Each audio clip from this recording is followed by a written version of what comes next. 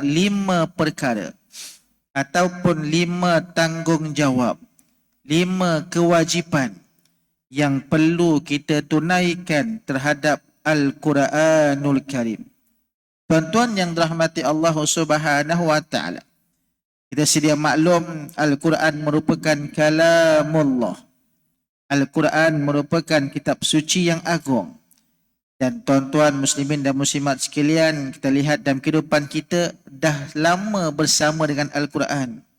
Mungkin lebih daripada 20 tahun, 30 tahun, 40 tahun, bahkan juga mungkin ada yang mencecah sampai 70, 80 tahun.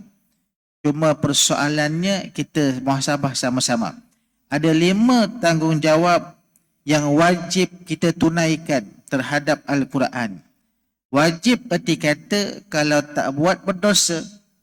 Ini yang diletakkan dalam pandangan para ulama. Baik. Dan kita perlu berikan perhatian. Kerana Al-Quran merupakan manual order. Merupakan panduan guideline kita. Dan setiap checkpoint kewajipan ini perlu diberikan perhatian yang sangat serius. Agar mukjizat yang Allah berikan ini, yang Allah turunkan ini, dapat memberikan kesan dan jiwa yang mendalam terhadap diri kita. Umpama tuan-tuan muslimin dan muslimat sekalian, bagaimana sekerasnya, sebengisnya hati Saidina Umar ibn Khattab radhiyallahu anhu apabila Al-Quran dibacakan kepada beliau, masuk Islam. Betapa dahsyatnya Amru bin Al-As bila mana dibacakan Al-Quran kepada beliau, masuk Islam. Bahkan tuan-tuan muslimin dan muslimat yang dirahmati Allah Subhanahu wa taala, bila mana kita sebagai jemaah tadi mendengar imam membaca suratul Qiyamah dalam rakaat pertama dan kedua, bila kita hayati sungguh-sungguh, boleh mengalirkan air mata tuan-tuan muslimin dan muslimat sekalian. Ya Allah hadirkan kepada kita berkaitan tentang peristiwa kiamat, apa yang berlaku. Sebab itu kita kena ingat apabila sampainya nyawa kita nanti. Wa qila man raq. Sampai tahap nyawa kita dah berada di ror-ror kita ini. Tak mampu nak kata apa dah tuan-tuan. Sebab itu pagi ini tajuk insya-Allah mudah-mudahan untuk kita fokus kembali. Muhasabah sama-sama. Kita dalam tempoh lagi sebulan insya-Allah akan masuk kepada bulan Ramadan, bulan Al-Quran, bulan di mana kita perbanyakkan amalan dan sebagainya. Jadi kita lihat yang pertama, tanggungjawab yang pertama perlu kita tunaikan adalah mendengar Al-Quran dengan fokus. Mendengar Al-Quran dengan fokus. Kadang-kadang kita dengar Al-Quran sekali lalu aja. Tak hadirkan hati kita, tak hadirkan emosi kita, tak hadirkan fizikal kita. Allah Subhanahu wa taala berfirman dalam suratul A'raf ayat 204. Bada a'udzubillahi minasyaitonir rajim. Wa idza quri'al Qur'anu fastami'u lahu wa ansitu. Perintah Allah. La'allakum turhamun. Allah pesan kepada kita, wa idza quri'al Qur'an, dan apabila dibacakan kepada kamu akan Al-Quran.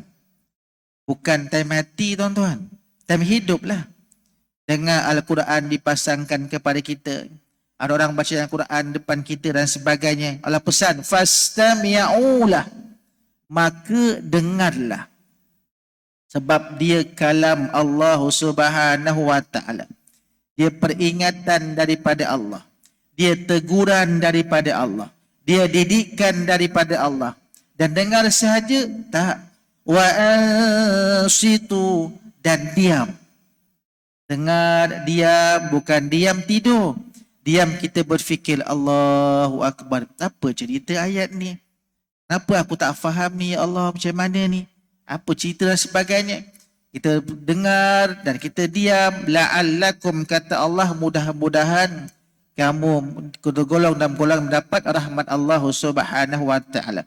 Dalam Al-Quran Allah datangkan pelbagai kisah, pelbagai cerita yang boleh mendatangkan keinsafan kepada kita. Antaranya Bila mana kita baca dalam awal juzuk yang ke-7 berkaitan tentang peristiwa yang berlaku kepada Raja Habsyah As'amah An-Najashi yang berlaku ketika sebelum hijratun Nabi SAW, ketika Nabi mengarahkan Ja'far bin Abi Talib untuk berhijrah, untuk cari perlindungan. Raja An-Najashi bukan berbangsa Arab. Bahkan sepatah kalimah Arab pun dia tak faham. Tetapi akibat daripada dia dengar Ja'far membaca Al-Quran dan Ja'far menunaikan amanah daripada Nabi SAW untuk membacakan Al-Quran. Bila mana mendapat perlindungan, berada dalam majlis di istana, Ja'far baca. Raja An-Najashi dengar. Dia berusaha untuk faham apa cerita ni. Dan dia panggil penterjemah untuk terjemahkan ayat tersebut. Kita hari ini, tuan-tuan, Al-Quran berada depan kita pelbagai version. Version erti kata, ada Quran yang dulu hitam putih, lepas tu ada penambahbaikan dengan kala-kala warna, dan ada terjemahan. Kalau dulu, tuan-tuan, terjemahan dekat tafsir aja. Nak buka Quran, buka tafsir berbeza. Sekarang depan kita, tuan-tuan, satu mushaf. Dah ada Al-Quran, dah ada terjemahannya sekali. Bahkan ada harfiah lagi. Itu pun kadang-kadang, minta maaf cakap, ibu-ibu, ayah-ayah, anak-anak, kita baca, kita tak pandang pun apakah ertinya. Dan baca pun kadang-kadang sambil-sambil main telefon. Sambil-sambil buat benda lain. Sambil-sambil. Jadi kena hati-hati. Allah perintahkan kepada kita apabila kita dibacakan Al-Quran, kena dengar dan diam. Bahkan bukan sahaja cerita manusia. Dalam Al-Quran juga Allah datangkan dalam suratul Aqaf, dalam surah Jin. Al-Ahqaf surah ke-46. Surah Jin surah ke-72 dalam Al-Quran. Allah datangkan kisah bagaimana sekumpulan jin mendengar Nabi membaca Al-Quran. Dan ketuanya pesan, qalu ansitu, diam. Al-Quran baca tu, diam. Jin pun agak macam tu. Mari sama-sama kita dengar dan ambil iktibar apa yang Nabi ni baca. Siapa Nabi Musa ni, dia baca ni. Mudah-mudahan orang jin sebut, yaghfir lakum dzunubakum. Mudah-mudahan Allah akan ampunkan dosa-dosa kita. Jin pun tahu. Sebab dia tahu ada kelompok golongan jin, golongan iblis yang derhaka kepada Allah Subhanahu Wa Taala. Dan bila mana Al-Quran dibacakan, dia dengar, mudah-mudahan dapat rahmat, diampunkan dosanya. Tuan-tuan, jin pun tahu. Boleh rujuk dalam Al-Quran, dalam surah Al-Aqaf dan surah Jin. Itu kisah dia.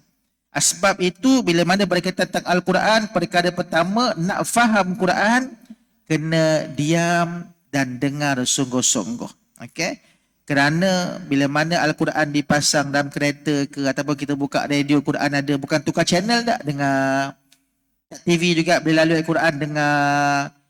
Apabila kita sampai sebagainya, fokus, berikan perhatian dan usahakan untuk faham dengan penuh penghayatan. Dan kedua, ada ruang dan peluang yang terbaik, bukalah Al-Quran, buka terjemahan. Sekarang banyak application dekat telefon. Ada Al-Quran terjemahan, Melayu ada, English ada. Bahasa apa yang kita nak buka, yang penting usaha. Okay? Dan yang ketiga, elakkan berbual kosong dan melakukan kerja lain ketika baca Quran dan sebagainya. Itu pertama. Yang kedua, kewajipan yang kedua, kita dituntut untuk membaca Al-Quran. Tadi dengar. Bukan proses kita awal nak baca tak pandai, dengar dulu, cuba, lepas tu timbulkan minat. Dan ni kewajipan yang kedua, perlu laksanakan perintah daripada Allah untuk baca Al-Quran. Allah membuat keputusan untuk menurunkan kalimah yang pertama. Daripada seluruh kalimah Quran berjumlah 77,349 kalimah Al-Quran. Allah membuat keputusan untuk turunkan kalimah Iqra. Okey. Jumlah kalimah ni berbeza. Ada kata 77,339. Ada kata 341. Tak ada masalah lah tuan-tuan, boleh kira. Kerana ada kalimah yang dihazafkan dan sebagainya.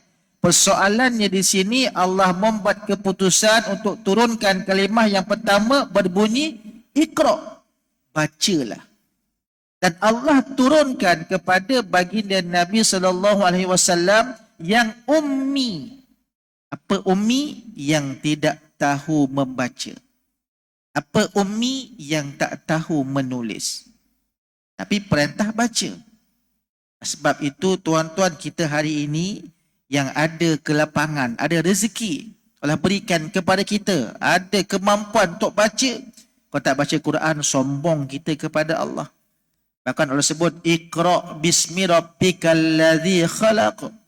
Bacalah demi nama Tuhan kamu yang menciptakan kamu.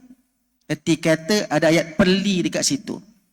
Kau manusia aku jadikan, berikan rezeki dan sebagainya, tak nak baca Quran, sombong. Dia kata macam itulah. Sebab itu kena faham sungguh-sungguh. Bahkan Allah juga berikan indikator. Dalam surah Muzammil Allah sebut faqra'u ma tayassara minhu.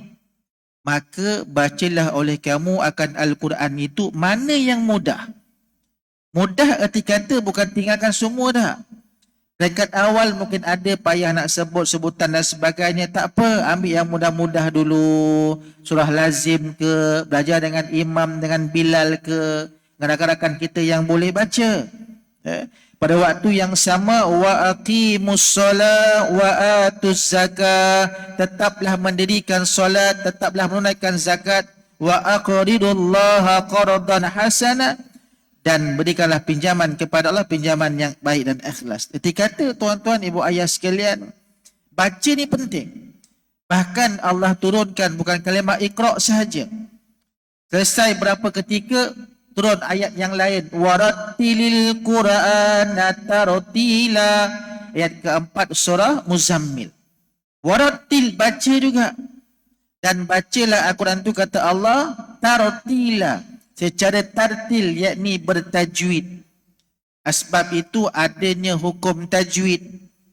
Membaca Al-Quran, beramal Al-Quran dengan bacaan bertajwid, hukumnya wajib fardu ain. Kalau hafal sampai ke hari ini kita baca Al-Quran tunggang langgang, panjang pendek kita belasah, dosa tuan-tuan, hati-hati. Untuk belajar al-mutajwid fardu kifayah. Belajar erti kata kita tahu ni ikhfa, ni idgham, nama-nama itulah. Tak tahu nama pun tak apa, yang penting tahu. Nampak sahaja nun sabdu, mim sabdu, ada dengung. Qul a'udzu birabbin nas, malikin nas, dengung ada. Walaupun tak tahu hukum dia apa, tak masalah. Ghairil maghdubi alaihim waladdallin. Sabdu pada lam. Dan ada panjang kat situ, mad lazim, 6 harakat, kena baca. Bukan kata tak payahlah janji betul, tak. Itu berkaitan tentang baca secara bertajwid. Sampai perintah yang ketiga, Allah sebut utslu, baca juga. Dalam suratul Ankabut ayat 45, utslu ma uhiya ilaika minal kitab. Baca dan fahamkan apa yang telah kami wahyukan terhadap Al-Quran. Ini perintah. Sebab itu kewajipan yang kedua baca. Nak Ramadan dah ni, buat persiapan, buat persediaan. Bukan satu Ramadan baru menggagau cari mana Quran, mana Quran. Apa nak join tadarus ni? Tak apa, guna Quran masjid ajalah. Tuan-tuan, kalau boleh sediakan Al-Quran sendiri lebih afdal, lebih terbaik. Akan menjadi saksi kepada kita nanti. Baik, pengajaran yang kedua ini daripada yang kedua berkaitan tentang tuntutan membaca ini. Bacalah mula daripada surah yang mudah difaham, yang mudah, surah hafal dan sebagainya, dan surah lazim dan sebagainya. Yang kedua, kena ingat, setiap huruf yang kita baca akan diganjari dengan 10 kebaikan. 10 kebaikan. Man harafa harfat. Satu huruf 10 kebaikan. Satu tu berkata alif lam mim, satu tak. Satu alif tu satu, lam tu satu, mim tu satu. Bayangkan tuan-tuan. Itu kebaikan Allah janjikan kepada kita. Semakin banyaknya Al-Quran yang kita baca, ayat yang kita baca hari-hari, semakin dekatlah kita kepada hidayah Allah Subhanahu wa taala. Yang ketiga, tuntutan yang ketiga. Selepas kita dengar Al-Quran, yang kedua kita baca Al-Quran, yang ketiga ada sunnah yang terbesar. Apa dia? Hafaz Al-Quran. Oh, surrender Ustaz, saya ni dah berumur tak boleh hafal. Dah, bukan kita yang beri keputusan. Allah yang izinkan nanti Al-Quran tu masuk dalam diri kita. Tadi pun ada ayat Imam baca surah Qiyamah. La tuharrik bihi lisanak. Teguran Allah untuk baginda Nabi SAW. Ketika Nabi berusaha nak hafal cepat. Pesan pada Jibril, cepatlah bila Quran nak habis ni. Allah sebut, la tuharrik bihi lisanak. Jangan kelang kabut. Jangan gerakkan cepat mulut kamu tu. Sabar. Allah sebut ayat tadi, sambungan surah Qiyamah tadi. Aku yang akan masukkan Quran tu dalam diri kamu. Ingatkan dalam dada kamu. Sebab itu tuan-tuan, usaha, azam sungguh-sungguh. Kita berada dalam peringkat umur mana sekalipun, tanamkan azam nak hafaz Al-Quran. Dan mohon kepada Allah agar Allah tunaikan hasrat tersebut. Sebab dia sunnah yang terbesar. Sebab itu nak hafal, cari guru. Bagaimana Allah perintahkan Jibril untuk ajarkan, untuk menjadi guru kepada baginda Nabi SAW. Al-Quran bukan kitab yang pertama lah turun dah. Sebelum kitab diturunkan, suhuf dah ada dah. Setengah riwayat mengatakan bahawa zaman Nabi Adam dah ada suhuf. 10 lembaran untuk Nabi Adam. Setengah riwayat yang kuat mengatakan suhuf bermula pada zaman Nabi Syais. Siapa Nabi Syais? Anak Nabi Adam. Nabi Syais mendapat 50 suhuf, lembaran-lembaran risalah daripada Allah. Bahkan Nabi yang pertama pandai membaca. Nabi yang pertama menggunakan kolam. Nabi Akhnuh. Ataupun nama dalam kita beriman, nama Idris. Itu Nabi yang ketiga. Keturunan yang ketujuh Nabi Adam. Adam, anaknya Syais. Syais ada anaknya Anus. Anus ada anaknya Qainan. Qainan anaknya Mahlil. Mahlil anaknya Yarid. Yarid anaknya Idris. Idris Nabi yang kedua, wajib kita imani. Itu tuan-tuan, nak menggambarkan bahawa Nabi Idris antara Nabi yang bermula gunakan kolam pen. Dan Nabi yang mahir dalam membaca. Bahkan ilmu bintang, Harmasul Haramisah, juga bermula pada zaman Nabi Idris alaihissalam. Cuma ilmu tu, bila mana tak diwarisi orang Islam, ditarik oleh Raja Namrud. Dan akhirnya hari ini, pihak Yahudi laknatullah, yang membesarkan fahaman yang kita faham, tengok bintang, Capricorn, zodiak tu, zodiak dah, Capricorn, Leo, Pisces, asalnya daripada Nabi Idris, ilmu tu. Tapi sebab dah diambil alih dan dipesongkan, dan ramai yang duk beriman dengan zodiak ni. Kau lahir bulan bila? Bulan 3, kau Pisces, kau ni macam ni, macam ni, macam ni. Sedangkan itu tak benar. Sebab itu tuan-tuan, kena baca. Kau tak baca, tak dapat lah. Dan kena hafal juga. Itu antara tuntutan yang besar. Okey? Bakal takkan dalam diri kita dada di masing-masing berkaitan tentang Al-Quranul Karim. Jangan sampai berlaku yang Allah sebutkan dalam surah Qiyamah yang Imam baca tadi. Rakaat yang kedua tadi. Nanti di Yaumil Qiyamah ada 2 kelompok manusia. Satu berjumpa dengan Allah ketika padang mahsyar keadaan senyum. Siapa dia? Mereka yang dapat tunaikan perintah Allah. Yang senang dapat baca Al-Quran, dapat hafaz dan sebagainya, senyum jumpa Allah. Kelompok yang kedua Allah sebut mereka yang tunduk, malu, tak nak angkat kepala langsung. Sebab apa? Malu. Allah tanya, wahai si fulan, umur kau kat dunia sekian, apa yang kau buat? Cuba bacakan ayat aku. Tak hafal ya Allah, Al-Fatihah dia hafal. Langkah malunya tuan-tuan. Itu sebab kena hati-hati. Dan usahakan untuk hafal. Saya pernah kongsikan kaedah untuk hafaz untuk orang dewasa, orang bekerja. Usahakanlah hafaz 1 hari 1 ayat. 1 hari 1 ayat. Jangan tergopoh-gapah. Jangan ikut anak-anak tahfiz. Memang dia duduk menghafal. Kita dah bekerja ni, yang dah berumur ni, satu hari satu ayat pun okey dah. Al-Mulk 30 ayat. Hari-hari dah baca dah berbulan-bulan dah. Tapi tak hafal-hafal juga. Itu sebab cuba usaha. Okey, usahakan bagaimana. Tanya ustaz, tanya guru-guru, nak hafal macam mana ustaz? Macam mana keadaan dia? Amalkan sungguh-sungguh, bawa dalam solat. Sebab dia sunnah yang terbesar. Okey. Yang ketiga. Yang keempat. Kewajipan kita yang keempat berkaitan tentang Al-Quran adalah tadabbur Al-Quran.